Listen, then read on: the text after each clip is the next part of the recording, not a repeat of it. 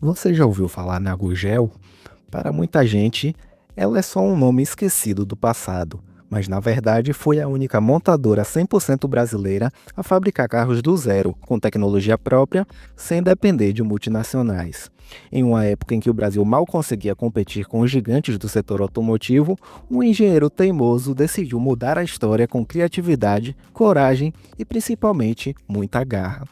Hoje vamos contar a trajetória surpreendente da Gurgel, uma marca que virou símbolo de resistência nacional, enfrentou as gigantes com soluções ousadas, criou o primeiro carro elétrico da América Latina e mesmo assim acabou engolida pelo sistema.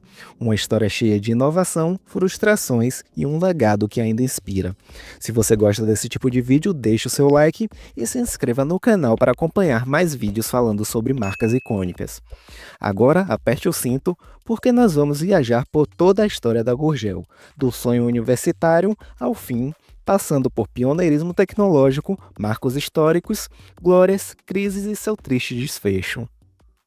João Gurgel nasceu em Franca, São Paulo, em 1926. Formado engenheiro mecânico e eletricista pela PoliUSP em 1949, ele apresentava um projeto inusitado, um pequeno carro chamado Tião, o que quase lhe rendeu reprovação, pois seu orientador acreditava que carro não se fabrica, se compra. Mesmo assim, ele não desistiu. Após estágio nos Estados Unidos em empresas da General Motors e Buick, voltou ao Brasil em 1953. Em 1948, montou a Moplast, fábrica de moldagem plástica, onde começou a desenvolver tecnologias próprias. Em 1964, criou a Macan, revenda Volkswagen que fabricava karts, mini-carros infantis e transportadores industriais. Em 1º de setembro de 1969, surgiu oficialmente a Gurgel Indústria e Comércio de Veículos Limitada, fruto do sonho de construir carros genuinamente nacionais.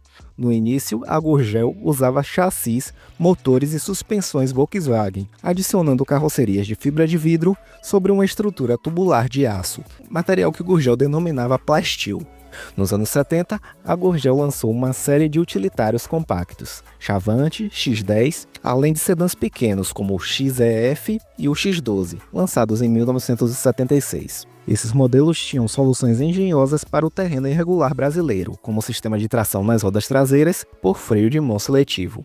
Eram robustos, feitos para engolir crateras, mas emoções à parte, custavam cerca de 25% mais que as Volkswagen Kombi, o que limitava sua competitividade. O processo de fabricação da Gurgel era em grande parte manual, especialmente se comparado às linhas de produção automatizadas das grandes montadoras.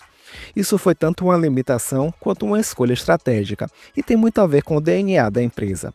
A Gurgel não contava com robôs industriais, nem grandes esteiras de produção. Quase tudo era feito manualmente, desde a moldagem da carroceria até a montagem final.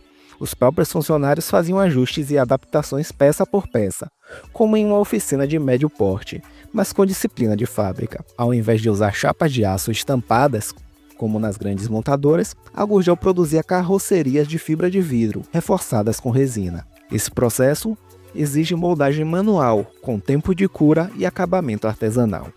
A empresa sempre teve dificuldade de captar grandes investimentos. Sem linhas de crédito robustas nem apoio oficial sustentado, a fábrica crescia devagar e à base de soluções improvisadas e engenhosas. A fábrica operava quase como uma extensão da mente do fundador, adaptável, flexível e focada em soluções práticas.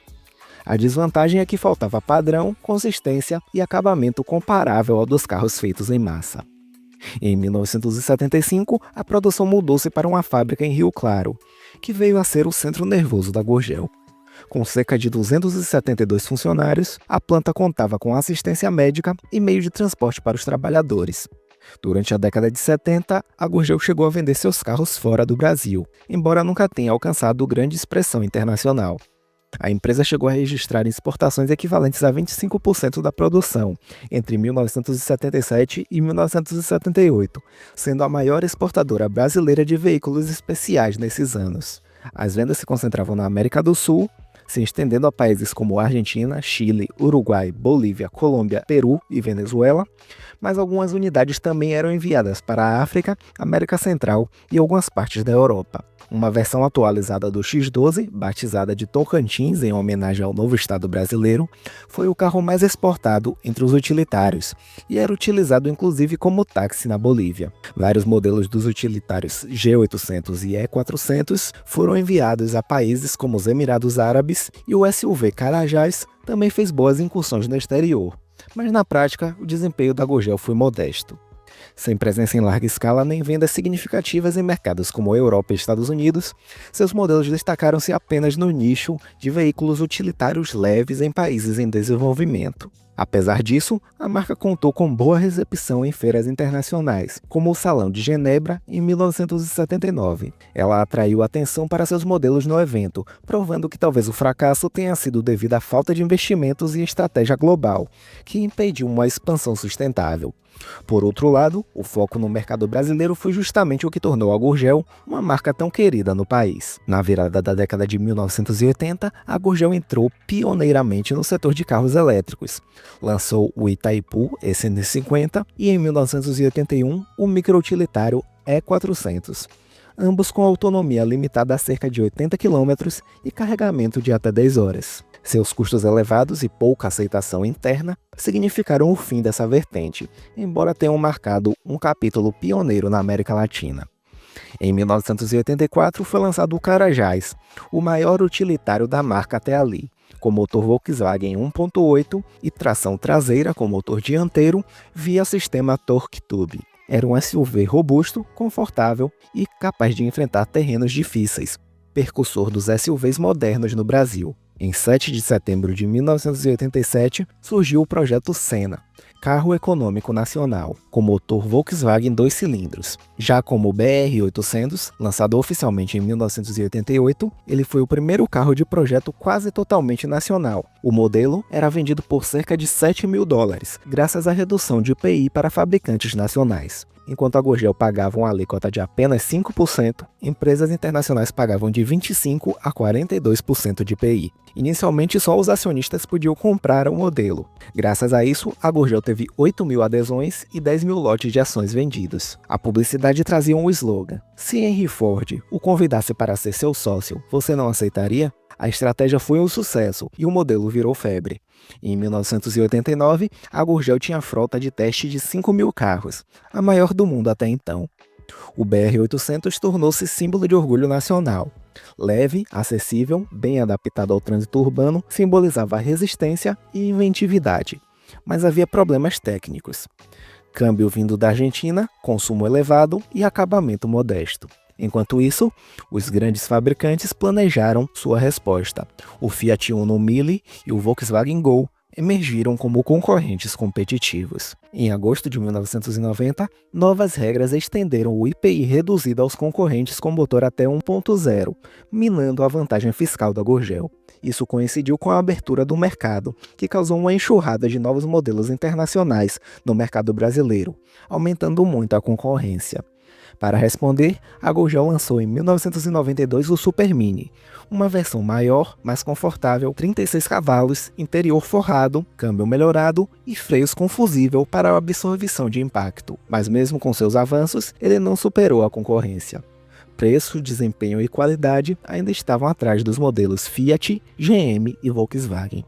Paralelamente, surgiram os projetos Delta, incluindo o minicarro Motor Machine, e planos para uma fábrica no Ceará. Mas a expansão não saiu do papel e os investimentos comprometeram o caixa da empresa. Com dívidas se acumulando, queda nas vendas e crise de caixa, a Gurgel entrou com pedido de concordata em junho de 1993. Em 1994, o pedido de empréstimo de $20 milhões ao governo foi negado e a falência foi decretada, com encerramento final em 1º de março de 1994. Ao longo da vida, a Gurgel havia produzido cerca de 40.000 veículos. A empresa deixou um passivo de R$280 milhões e dívidas trabalhistas de quase 20 milhões. A fábrica só foi leiloada em 2007 por cerca de R$16 milhões. Apesar dos percalços, a Gurgel marcou a indústria nacional. Seu criador era frequentemente comparado a Santos Dumont, Ousado, engenhoso e pioneiro. Muitos entusiastas, políticos e fãs viam nele a personificação da espinha dorsal brasileira. Clubes de admiradores surgiram em várias partes do país. Fãs compartilhavam histórias de sua robustez nos sertões e trilhas. Até hoje, há exemplares rodando e sendo restaurados, e o nome Gurgel continua vivo na memória coletiva. Após o fim da empresa, o registro da marca expirou em 2003. Em 2004, o empresário Paulo Emílio Freire Lemos adquiriu os direitos da marca por apenas R$ 850. O registro encontrava-se expirado no INPE, e no processo de aquisição, a família Gurgel não foi consultada. Eles decidiram mover uma ação judicial contra Paulo Emílio. Infelizmente, a família perdeu a ação judicial. Essa nova Gurgel, sob o comando do empresário, passou a importar triciclos chineses de carga. Não houve retomada da produção automotiva antiga, e nenhum projeto com relevância similar foi anunciado.